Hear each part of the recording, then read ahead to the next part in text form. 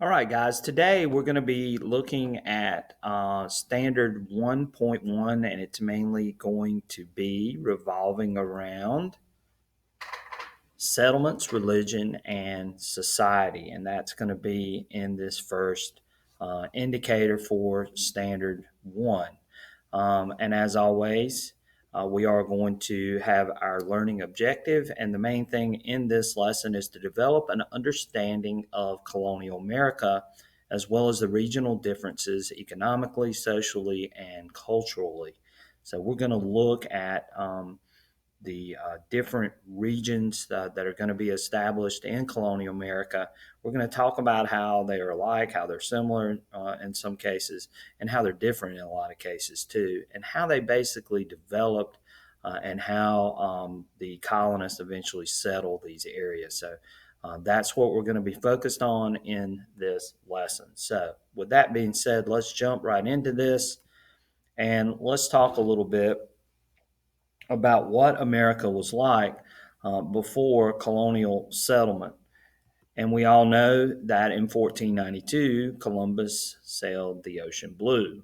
Columbus, of course, arrives really not on the continent of North America, but he arrives in the Caribbean, and he claims that land for Spain.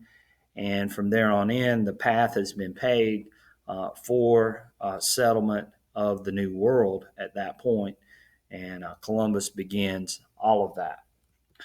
We also remember from our world history lesson that you discussed something known as the Columbian Exchange. These were goods, ideas, even diseases, foods, all kinds of different things that were going from the old world to the new world. And of course, we've talked about many of those things in your world history class. The guy that gets most of the credit, though, for naming America is going to be a guy named Amerigo Vespucci. Vespucci was an Italian.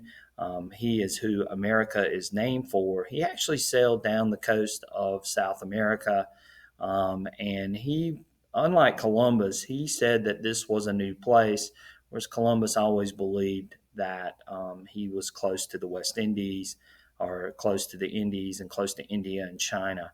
And so Columbus never really felt like he was in a new area. He thought that he was, near Asia still. So Amerigo Vespucci lends his name to America, and that's who America is named for. Some of the very first settlements were established by the Spanish, mainly the southwestern states and below, like in Mexico and those areas. But as far as the U.S. went, it was mainly the southwestern states that the Spanish would help settle. The, uh, the French are mainly in Canada and the Midwest. Those are going to be the areas that they end up settling. And if you look in the bottom right hand corner, you can see where those settlement areas were. So France was mainly Canada and the Midwestern portion of the United States.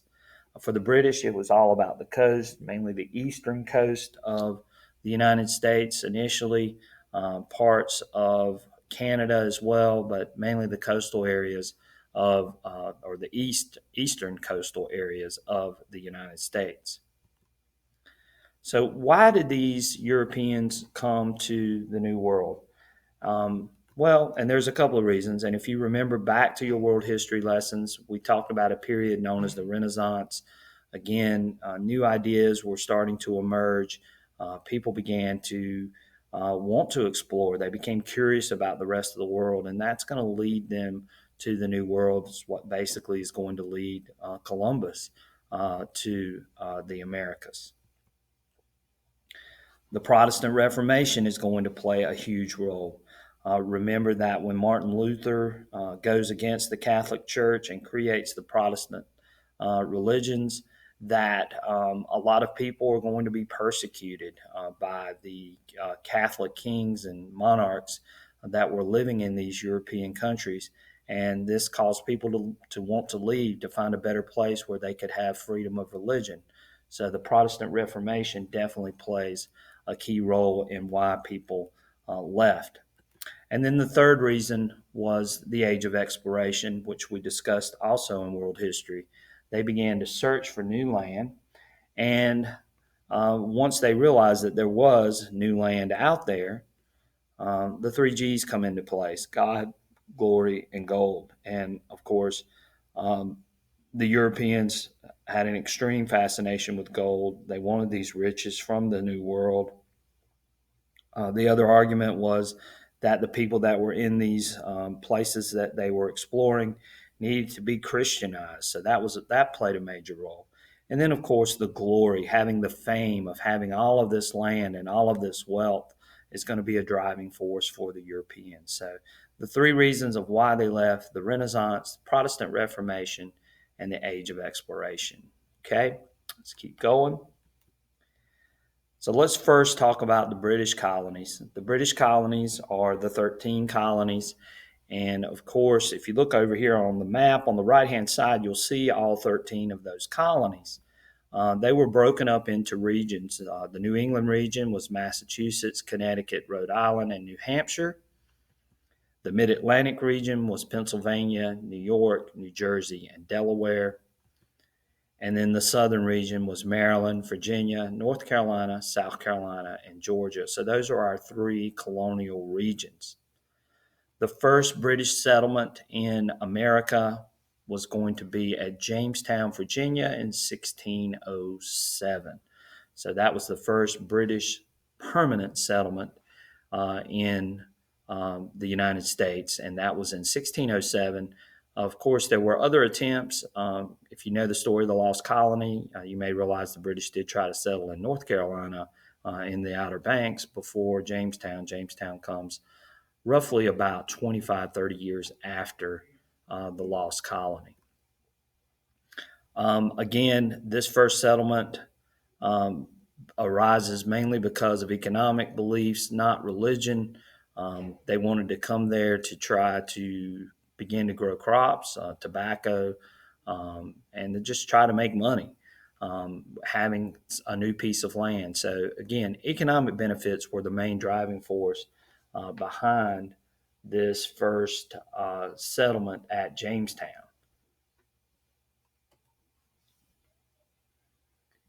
The cash crop that's going to be the one that's going to drive Jamestown is going to be tobacco. Tobacco, again, was grown natively in the United States. And of course, the English realized that they could grow the tobacco there. And of course, they like to smoke tobacco. So it becomes a cash crop and one of the main driving forces behind this new settlement at Jamestown. One thing that they put in place when they arrived in Jamestown was something known as the headright system. It's where every person was granted 50 acres of land to grow and work and do as they please. So, again, the headright system was a way of actually distributing the land around Jamestown. One thing you definitely need to know, you need to make a mental map of each colonial region. And again, I've broken them down for you here. Make sure that you know where those regions are and what states or what colonies are involved in each one of those regions. So definitely focus on those things. And of course, focus on the Plymouth and Massachusetts Bay colonies as some of the first colonial governments are going to emerge out of those places. As far as religion, let's talk about each one of the regions. In New England, it was the Puritans. Of course, the Pilgrims were the first religious group that came to the United States or came to America. They wanted religious freedom for themselves only. They were fleeing persecution from the king in Great Britain. One thing about the Puritans was that they were not very tolerant of other religions. So they basically wanted their religion, and that was pretty much it. So they were not very tolerant of other religions, and they sort of kept to themselves. One of their ideas was the goal to create a city on the hill. and have this city be a model of godliness. And anybody with any other beliefs, the Puritans, would kick out. So in New England, pretty rough stuff if you believed in a different type of religion other than their own. So, who were some of the people that were kicked out? Well, probably some of the most famous were a couple of different people, but Roger Williams was one of them. He was forced out because he wanted to worship differently, and he goes and forms another area, which eventually becomes Rhode Island. So, again, Roger Williams was one of them. The other one was Anne Hutchison. She was also forced out, and her main reason for being forced out was because she believed that individuals should be able to interpret the Bible. And this was against the teachings of the Puritans. So Roger Williams and Anne Hutchison both went and formed a new colony, which became Rhode Island. For the mid Atlantic colonies, they were a little bit different. They had more religious diversity and tolerance, so they were not as strict as the Puritans. Pennsylvania was mainly found by a religious group known as the Quakers.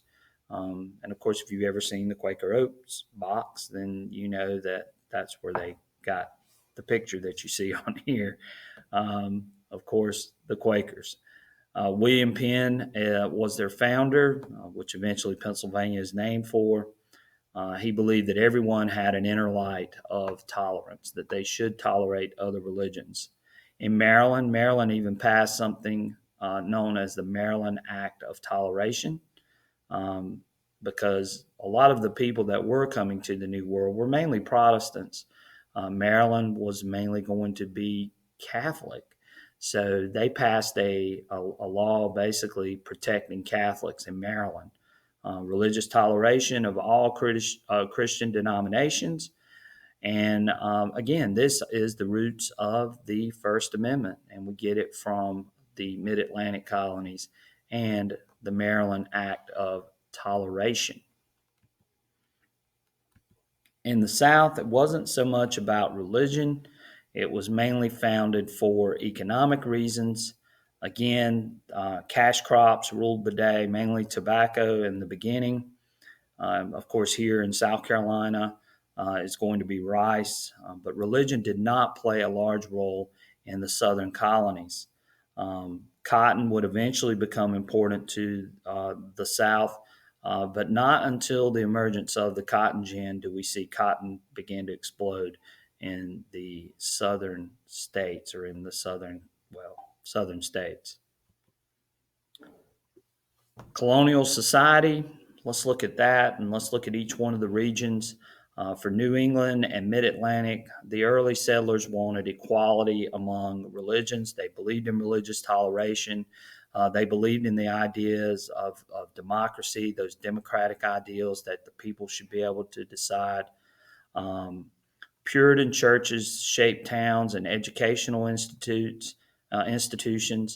They felt like you must be literate to read the Bible, so education was pushed in the New England and Mid Atlantic colonies. So we saw those things as far as colonial society in the New England and Mid Atlantic colonies.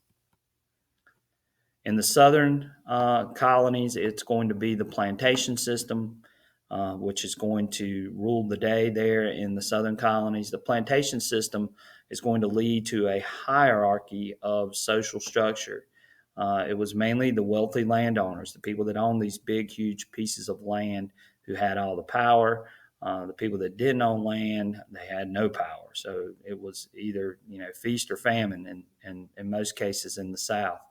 Most of these large plantation systems relied on indentured servants in the beginning, and then later slavery would be brought in, and of course, slaves were going to be used on these large plantations.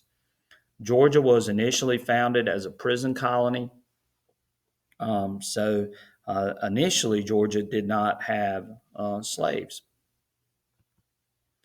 Let's look at colonial politics. In New England and the Mid-Atlantic colonies, one of the things that they had were town hall meetings where they met and they discussed rules and laws and things that they wanted to see implemented.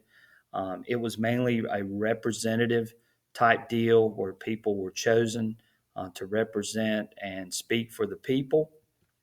The community created a policy for local government in these town hall meetings.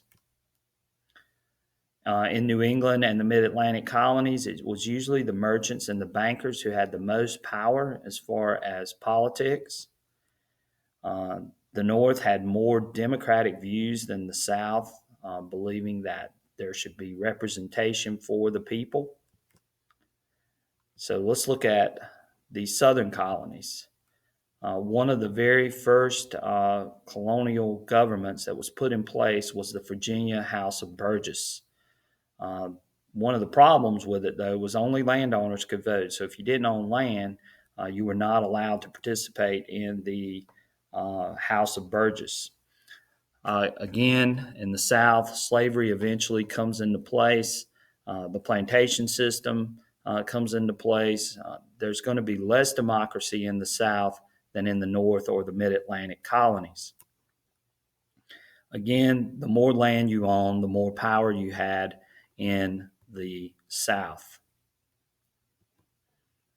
Let's talk a little bit about colonial economics. So, how did most people make money in each one of these different regions? Um, the prosperity of the economy mainly depended on the geography, the resources, and the money that was available. In New England had large forests, therefore, they practiced a lot of shipbuilding as far as ways of making money. They had access to rivers and harbors. Of course, they fished, they had stores, and they did trade because of these rivers and harbors, which made it excellent for those things. Slavery was not vital to the New England colonies as they weren't mainly focused on agriculture.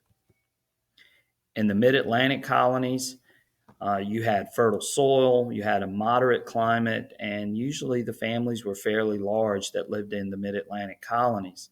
A lot of them relied on subsistence farming, just enough food for them to grow to live. They were also not as dependent on slavery as the southern colonies. Of course, in the South, you had vast land, rivers, fertile soil, and slave labor, which were all in place. The cash crops included tobacco, rice, and indigo. And of course, this area was loaded with the rice plantations. There's plenty of them around this area for you to get an idea about how important rice was to this area. But tobacco, rice, and indigo. And if you don't know what indigo is a plant that is used to make dye. It was mainly used for dye to make cloth, also for ink to write with. Again, all these resources were shipped back or shipped to New England to be sent back to Europe. Interdependent trade. Colonial regions developed a network of trade where each contributed key pieces.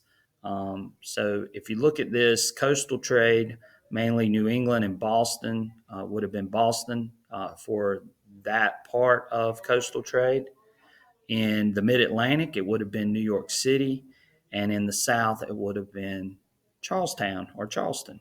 So, again, trade with Europe was very vital for these colonies during this period. And each one of them contributed very key pieces to that trade.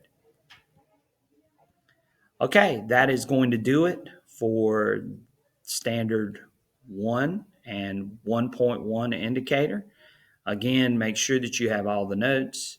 Um, Address that learning objective question. So think about how each region developed and what were the main things that were important in each region, economically, socially, politically, and so on. So think about those things and answer that question on your notes, and Make sure that you have gone back and watched this. If you need to review it, you can do it at any time. Rewind it, fast forward it, um, pay attention to maybe some parts that maybe you were a little bit shaky on. But just make sure that you understand the different colonial regions and you know what happened, and as far as settlement, their economics, their social structure, and so on for each one of the different colonial regions. Okay, that's going to do it, and I will catch you guys on the next video.